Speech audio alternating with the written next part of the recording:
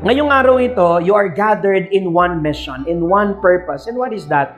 To understand business opportunities. So anong punto ni Michael Angelo? Naniniwala ko bilang mga negosyante, what we pursue is life and never money. Ano po ang Tagalog ng work? Hanap buhay. Oh, hindi naman pala sinabing hanap pera eh. Hindi naman sinabing hanap kita. Ang sinabi, hanap buhay. That which gives you life. Is your business giving life? To you and to your family? To the community? You should answer it with all honesty. Because I do believe that's the beauty of being an entrepreneur. You pursue life. But ask yourself, my dear friends, at this stage of your life as an entrepreneur, do you see life in what you do? Kasi no sense di ba? Kahit kayo ng pinakamayaman, pinakasikat na brand, kahit na kayong pinakamagaling, kung masama na maugali nyo, alam nyo, hindi ko na ako kayo bibigyan ng mga business 101. Mas alam nyo nga siguro sa akin yun eh. Ako nga, yung mga negosyo ko, sinimplihan ko lang. Kumita, makapag-empleyo, yun ang masarap sa pagiging negosyante. You get to share a good life to others. Diba? May mga negosyo naman na siguro, may iba ditong mga matitibay na ang negosyo, na kahit isara nyo negosyo nyo, okay na yung pamilya nyo diba? Pero ba't hindi nyo ginagawa? Kasi iniisip mo na lang yung mga taong na bigyan mo ng magandang buhay. And because of that, my dear friends, if that would be the reason why you're doing business, you're surely going to heaven. Kung ako tatanungin, why I work? Ask me why. I work because I want to feed my family. I want to bring my kids to the best schools. I want to bring my aging parents to the best hospitals if ever they get sick. I wish to work and I am working because I want to earn and I will use that earning to love. And I do believe that what gives meaning to work. Look at the best brands in the country now. They're not just the best. They are loved. My dear friends, that's what you need to ask whenever you look at your business. Is my business promoting love? Is my business promoting life? Kaya ngayon, as entrepreneurs, please do not let the philosopher die in you. The philosopher always asks the questions. I think the problem of businesses are not the products or the services. The problem is they are asking the wrong questions. Why? Because the philosopher in you died. Medyo kumita na, okay na to. What worked 2018 might work now 2019. But that's not the case. As entrepreneurs, you have to update always. You should learn to innovate or else you will evaporate. Tunay na if you want to succeed in this life, the first thing that we must employ is always self-awareness.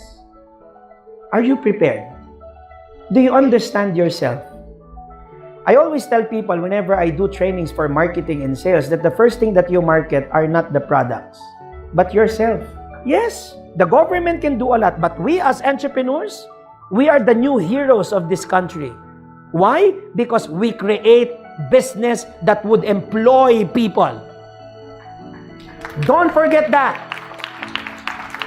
Ang ano punto ni Michael Angelo? We are all stakeholders in making this country great. You as entrepreneurs, you are like political leaders in your own respect because you have people in you. How can you be effective in this country if you're not effective in that smaller microcosm that you lead? And I always tell my students that we should never be afraid to die. Why? Because death is always the greatest equalizer. When you know the time will come, you will die, you will start to live life differently. Diba? Kung nabasa niyo po yung libro ni Tuesdays with Morrie, sabi ni Mitch Albom doon during one of the Tuesdays conversation with the love professor Morrie. Morrie said, we must love one another or die. At sabi pa niya, those people who knows how to die are the same people who knows how to live. Dear friends, this 2-day boot camp will not be wasted by the wrong understanding of why you are here. You are not here to brag. You are not here to make yabang of your business. You are here to inspire other aspiring entrepreneurs like you. Because I do believe that good businesses never become good unless they are duplicated. There is power when you are broke. Napansin mo, pag ang puhunan mo 5,000 lang, you start to be more creative. Ito lang pera ko eh. Kaya minsan, mas mahirap pag negosyante ka na mas marami kang pera. Di ba? But when you started limited, you start to hustle. You start to be more creative. Same with life. Have you experienced this? You are already pushed over the wall. There's no way but to break through that wall. Kaya tama yung sinabi doon sa librong The Power of Broke. When there is something that you seem lacking, you start to hustle. You start to be more creative. You start to be courageous. I'm sure if I will give you the microphone now, you will say to me, Michael, I started with a limited capital. Imagine niyo, nilagay ko yung huling pera ko. Alam mo, kaya ang sarap makinig, George, yung mga kwento ng OFW. Dala-dala nila yung pera na pinaghirapan nila. Kaya nga, pag nagbibigay ako ng financial literacy sa mga may kamag-anak na OFW, ang problema, nagkukuskus ng kubeta, nanay mo doon, pagpadala ng pera dito, LED screen ng ibibili. Tingnan niyo po, yung nanay ko nagpa-picture. Nasa Disneyland. Friend, nasa labas ng Disneyland ang nanay mo. Baka gumagawa lang siya ng senaryo para wag kayong mag-alala. Eto, kumain pa ho sa restaurant. May picture ba na nasa loob siya? Nasa labas. And yet, you're so ungrateful with the good life that your parents is giving you. If you want to be a happy entrepreneur, and if you want to be the best in your field, be grateful every day. Kung ito lang ang benta, thank God, may benta. Bukas na lang ulit, let's make it a better day. At the end of the day, my dear friends, being an entrepreneur is not just about earning. It's about blessing others. It's about making sure that your products are always available and blessings come. Business blooms. Our brand is no longer a commodity. We make our brand part of life. A lifestyle. And that's what makes a brand significant. Why? Because it's humble. Yes, take pride on what you do. Take pride on your successes. May it be little, but don't forget to remain humble. See? Life is beautiful no matter what. Huh? At the end of it all, we find meaning in our lives, not just as entrepreneurs, but in the end, we find meaning when we realize that we are good people. I will be so happy to see your businesses not just grow exponentially, but I would pray more that your business would help this country grow and become a better nation. People of goodwill, people of values, people of integrity. Huwag po kayong bibitaw sa inyong organisasyon. Huwag po kayong bibitaw sa inyong pananampalataya that things are meant to be better. Some people, they don't live, they just exist. Don't take your life so seriously. You know why? Ask me why. Because life is not taking us seriously. For me, rejections are a preparation. May dahilan. As leaders, part of being humble is that you should know what innovation is. As a leader, you need to innovate yourself. Parang negosyo yan eh. Innovate or evaporate. That's the only choice. And sometimes, that tells you there's lack of humility. Be humble, my dear friends, as you take on this important journey of being the president of your organization, of your chapter. To always remember that leadership is always founded on the principle of humility. Be humble. Part of leadership is learning how to communicate to your subordinates in different ways. You know, the problem with communication is this. People listen not to understand. Tingnan niyo po ito ha. People listen to reply. Napansin niyo pag kayo may kausap, Hindi mo naman talaga naiintindihan yung kausap mo eh. Pag yung kausap mo habang nagsasalita, inaantay mo na yung signal na sumagot. Kaya minsan, may nami-miss ka eh. Alam nyo, na-realize ko rin, maraming tanong sa buhay na wala naman talagang kasagutan. Tandaan nyo, si Kristo, nung nakapako sa krus, nagtanong din. Eloi, Eloi, lema sabachthani. My God, why have you forgotten me? Pero alam nyo ba, according to Bible scholars, they were not questions. They were prayers because you can find those words in the book of Psalms. So Jesus was not questioning. Jesus was praying. So anong challenge sa atin? Turn your questions into prayers. One of the most important characteristics of a good leader is focus. A good leader has the gift of focus. He or she knows what's important. Priorities. He or she knows where to put the energy.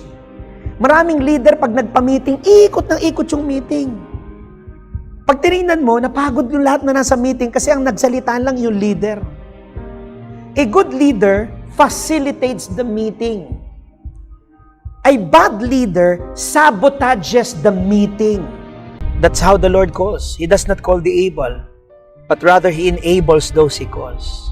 And that's what leadership is all about. When leaders become the very answer to the prayers of his or her constituents. And when you love, you can never go wrong. Because love is always right. I hope as we partake our meal, we go home and go back to our respective groups happy, inspired. Kasi ko nga kay Doc Alvin, share me to the group. Let me inspire them and make them realize that life is beautiful. Kung meron kayong matututunan sa nangyari ngayong araw na ito ay ito lang, that you are good people. Nakalimutan na natin ipakita yung good side of Filipinos. Nakalimutan na natin yung good side of being a country. We always look at the negative side. My dear friends, this time, we change the culture. We go back to who we are as a nation. Happy people. Diba? Nasunugan na tayo, nagsiselfie pa tayo. Nadapa na tayo, tawa pa tayo ng tawa. Dito ko lang nakakita ng burol, may picture taking. Yung patay lang yung nakasimangot, tayo lang nakangiti. Sabi ni Dalai Lama, the greatest responsibility of a human person is to help. But if you cannot help, at least don't hurt. Kung di ka makatulong, huwag ka na lang manakit. As leaders, may you have patience. Learn to smile when everyone is shouting. Whenever you lead, you are grateful. Whenever you speak of gratitude. Whenever you show the meaning of what leadership is all about, it is always in the name of gratitude to God, to life, and to those people who help you. There is no such thing as self-made. I have my own demons to face. Lahat tayo may kasamaan. Lahat tayo mayroong kabutihan.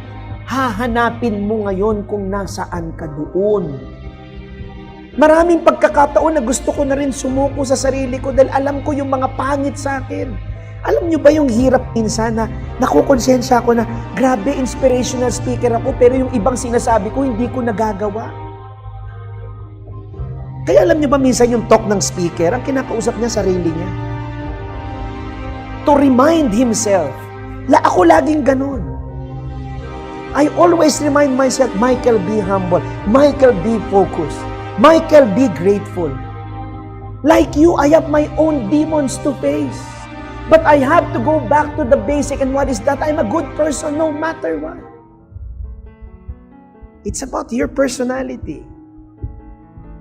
It's about how you project yourself with sincerity. Don't get me wrong. You'll commit mistakes. It's okay. That's part of leadership. If you want to succeed, The greatest lessons in life are never learned in successes. They are learned from failures. Commit mistakes, it's okay.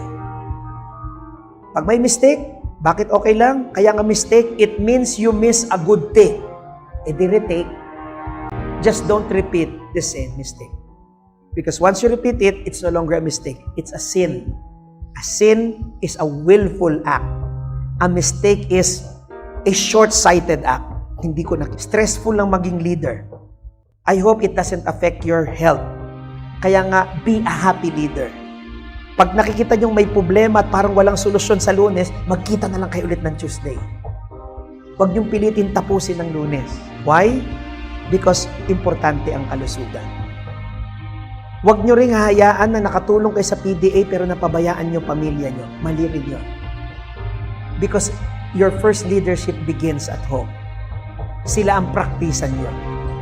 So make sure that you have a good working